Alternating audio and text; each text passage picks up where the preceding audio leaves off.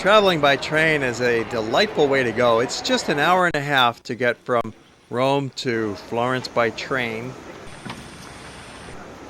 And we check into our hotel, which is quite close to the station in the heart of the town, and immediately get outside and take a walk, get our bearings, get our orientation, take a look at some of the highlights of Florence. The Ponte Vecchio crossing the Arno River is one of the great places in Florence. It's a good picture of it from the Uffizi side, and you can see the other bridges across the river. We take time for a little shopping as we walk along, and we also have a walking tour with our guide Anne, who has taken us through Florence on World Traveler many times. So in today's program, we're just kind of skipping through the tour. You regular viewers have seen Anne telling us all about the great history of Florence. So we're going to abbreviate her visit today and just carry on along our way, popping into some more stores. And we also go visit some museums, of course, in Florence, the home of the Renaissance. It's a city of art, and the Pitti Palace has got a fabulous collection. Then on to dinner. This is on the rooftop of our hotel. The Baglioni Hotel has got a nice outdoor restaurant right up on the roof. And we all get together one evening and have a nice meal together. We have some pasta. We had two kinds of pasta and some bistecca fiorentina. That's the beefsteak Florentine style, char-grilled on the outside and rare on the inside. From the rooftop of our hotel, we had a fabulous view of a fireworks display. We happened to be in Florence during the time of a major annual festival. It's the festival of St. John, as in St. John the Baptist. And that day, June 24th, is the special day. There's a big parade, there's a football game, and they end up with this fireworks show.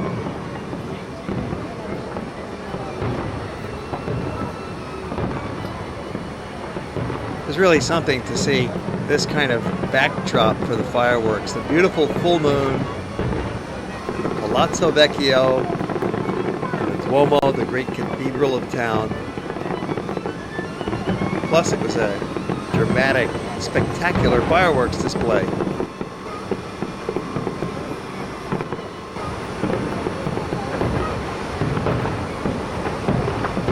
You can also see the fireworks from down by the river, by the Arno River. There's thousands of local people down there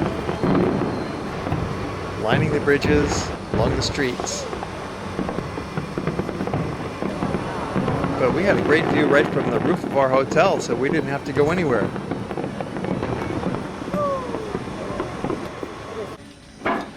And the next morning, we're back on the upper floor of the hotel for breakfast. They have a beautiful dining room with a big, lavish buffet breakfast. Lots of eggs and bacon, breads, coffee, juice, cereals, cheese, cold cuts, all sorts of things at this fabulous breakfast meal. The big event for the Feast of St. John is this amazing parade. And we're going to show you in great detail the parade from start to finish. It's such a colorful spectacle that we're providing you this in-depth coverage in a special segment of World Traveler. The staging area for the parade is the Piazza Minerva in front of the Church of Santa Maria Novella. These elaborate costumes represent the ceremonial dress of the Renaissance. And these fellows are the brutes who are going to play in the football game. That'll be the culmination of the parade. There's some ancient cannons. It gives you some idea of the time period they're representing here. This would be the early 1500s. 16th century, late medieval, early Renaissance. A lot of drummers, there's buglers, there's piccolos and flutes. And this very, very elaborate dress. suits of armor even. It only happens one day of the year on June 24th.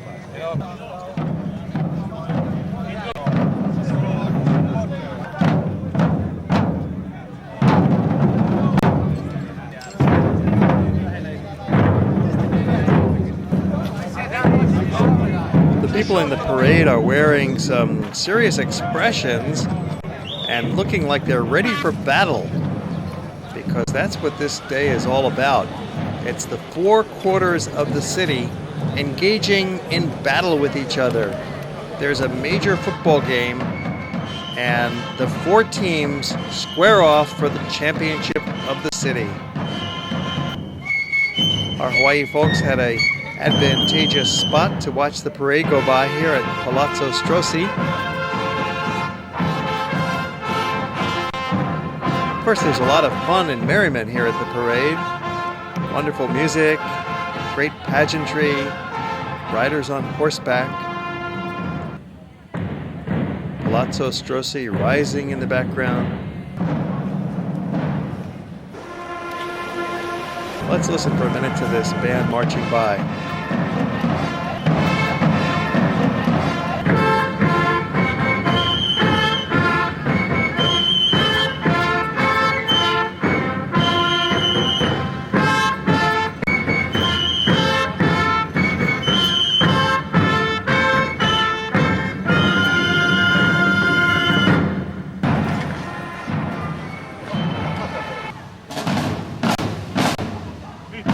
Military outfits are a reminder that in the history of Florence, quite a few battles were fought.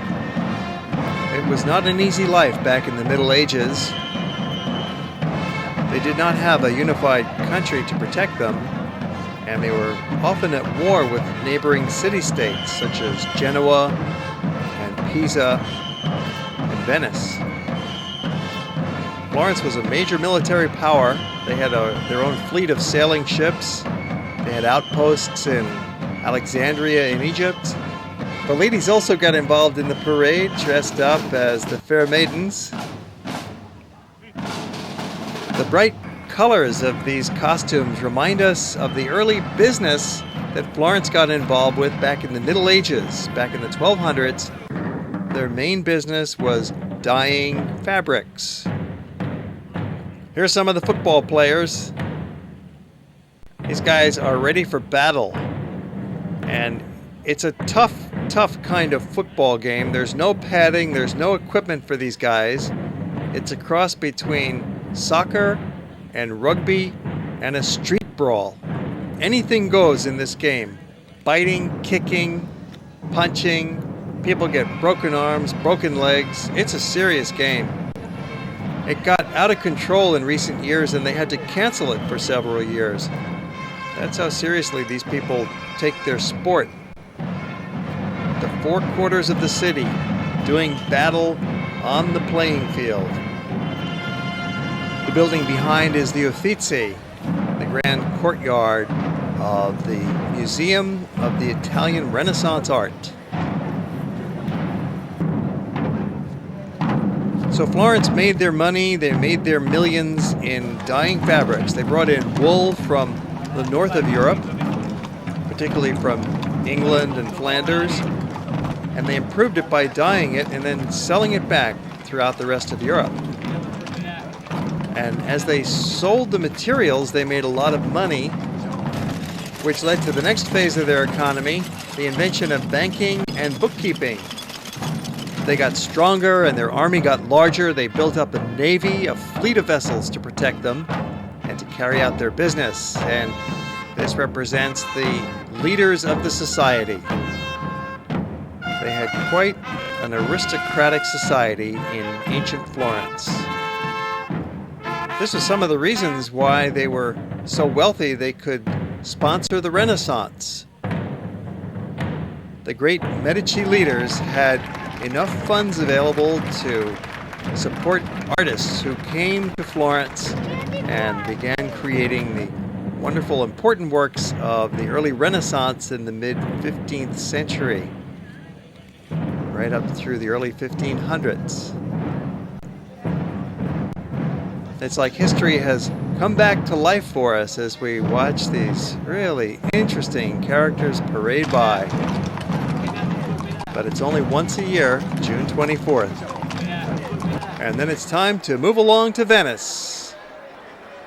We walk over to the train station just 2 blocks from the hotel and get into our deluxe first-class Eurostar train that takes us up to Venice in just a few hours